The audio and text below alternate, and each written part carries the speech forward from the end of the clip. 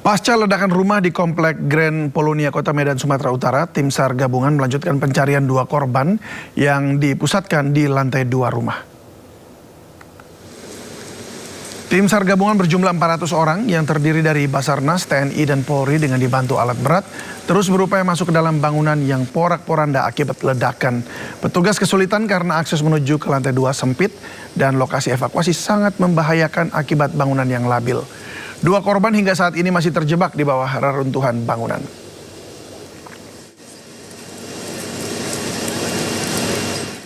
Sebelumnya sebuah ledakan rumah mewah di Kota Medan mengakibatkan 2 korban terjebak dalam rumah. Tim SAR gabungan berhasil mengevakuasi 1 korban ledakan di perumahan elit di Medan, Sumatera Utara. Korban merupakan istri dari pemilik rumah, sementara 2 korban lainnya masih dalam pencarian.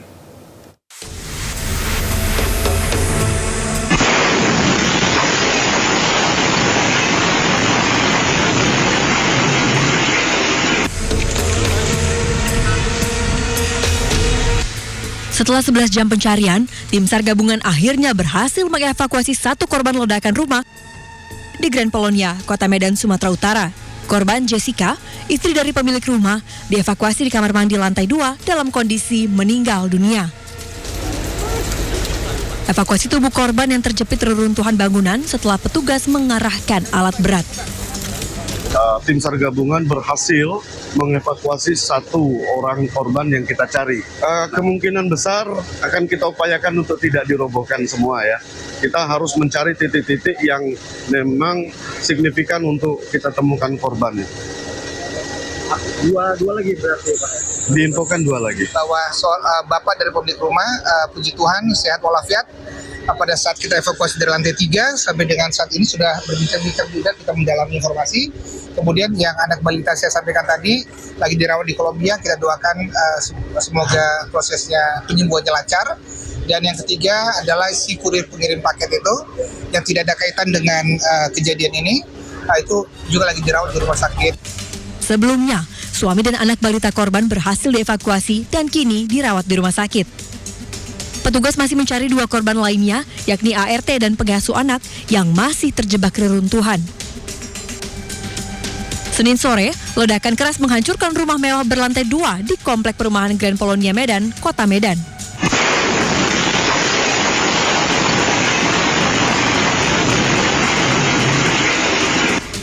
Ledakan terjadi saat sejumlah pekerja sedang merenovasi bangunan. Sejumlah kendaraan ringsek tertimpa reruntuhan bangunan. Beberapa pekerja berhasil menyelamatkan diri. Kecampaknya enggak bang, saya begitu langsung ada suara gitu langsung lari kan 6 orang. Itu serpian kaca dari sana tembak kemari. Pastinya di dalam itu ada sekitar 4 orang pembantu. Masih di dalam. Selain mencari 2 korban yang masih tertimbun, polisi masih menyelidiki penyebab pasti ledakan. Tim Liputan iNews melaporkan. Kabut asap yang melanda sebagian wilayah Kota Banjarbaru, Kalimantan Selatan mulai berdampak ke transportasi udara. 6 penerbangan di Bandara Samsudin Nur harus ditunda karena asap menutupi wilayah bandara.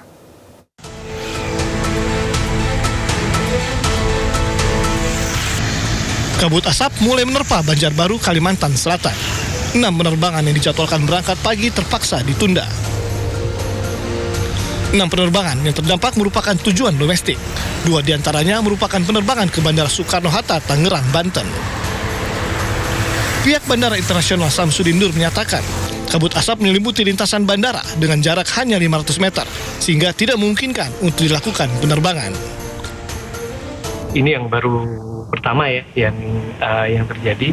Harapan kami sih kepada para penumpang, yaitu tetap bisa mengantisipasi dengan melakukan pemantauan, mungkin pemantauan cuaca, dan tetap datang kepada bandara lebih awal untuk bisa memonitor pergerakan dari pesawatnya.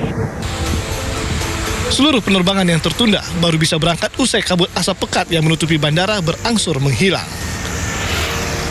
Dari Banjarbaru, Kalimantan Selatan, Sairi, iNews melaporkan. Unjuk rasa di gedung Kejaksaan Agung kemarin berlangsung ricuh. Massa menuntut Kejaksaan Agung segera menangkap ex-Jampitsus Febri Adriansyah. Kericuhan mewarnai aksi unjuk rasa berbagai elemen mahasiswa di depan gedung Kejaksaan Agung Jakarta. Massa beberapa kali berusaha merangsek ke gerbang gedung Bundar Jagung namun dihalau petugas.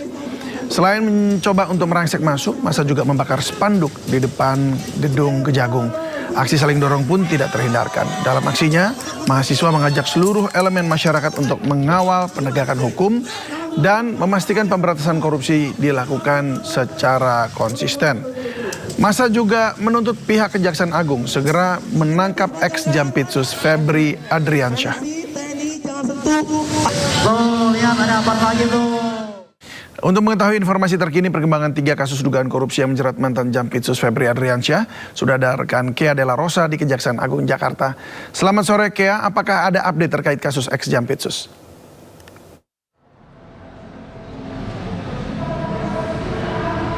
Ya, selamat sore David dan juga pemirsa. Untuk saat ini update dari pihak Kejaksaan Agung masih belum kami dapatkan informasi terbaru hari ini. Namun kami dapat sampaikan informasi terkini kondisi di Kejaksaan Agung. Di sekitaran gedung Kejaksaan Agung terdapat aksi unjuk rasa dari Universitas Muhammadiyah terkait menuntut 3 agenda yang dimana salah satunya ialah menuntut untuk Kejaksaan Agung atau pihak Kejaksaan Agung segera menahan mantan Jampitsus yakni Febri Adriansyah terkait dugaan kasus korupsi, lalu juga kedua menuntut adanya transparansi dalam proses penyelidikan dan juga pemeriksaan kepada tersangka Febri Adriansyah terkait dugaan kasus korupsi, dan terakhir juga meminta untuk pihak Kejaksaan Agung tidak memberlakukan perlakuan istimewa kepada mantan Jampitsus Febri Adriansyah karena sebab hingga saat ini dari pihak Kejaksaan Agung belum juga memanggil Febri Adriansyah untuk melakukan pemeriksaan dan juga penyelidikan lebih lanjut terkait dugaan kasus korupsi yang menjerat Febri Adriansyah hingga sore ini.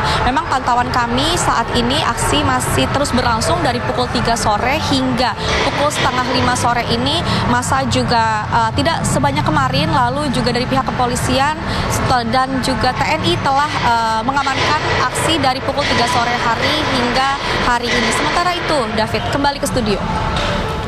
Baik ya, terima kasih untuk laporan langsungnya dari Kejaksaan Agung Jakarta Selatan. Selamat bertugas kembali. Kecelakaan maut beruntun melibatkan 4 unit kendaraan terjadi di Jalan Raya Wonosobo, Parakan, Jawa Tengah. Truk tangki diduga mengalami gagal fungsi kontrol saat melintasi jalan turunan hingga menabrak 3 kendaraan lain di depannya.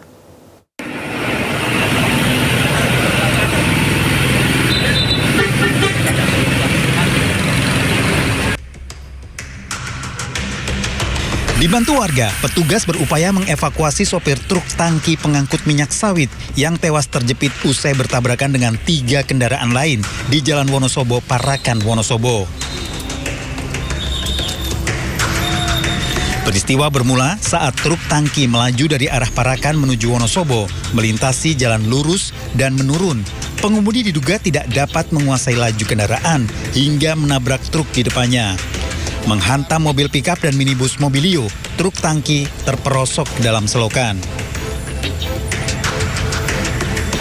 Dan sementara hasil olah TKP, kejadian ini searah ya. Jadi posisi truk tangki minyak ini dari arah Temanggung menuju Wonosobo dan menabrak secara beruntun 3 kendaraan lainnya yang tadi. Akibat benturan keras, sopir truk tangki warga Semarang tewas di lokasi. Sementara 3 korban luka lainnya saat ini masih dalam perawatan intensif di rumah sakit. Arus lalu lintas sempat macet selama proses evakuasi berlangsung. Dari Wonosobo, Jawa Tengah, Didik Dono Hartono, iNews melaporkan.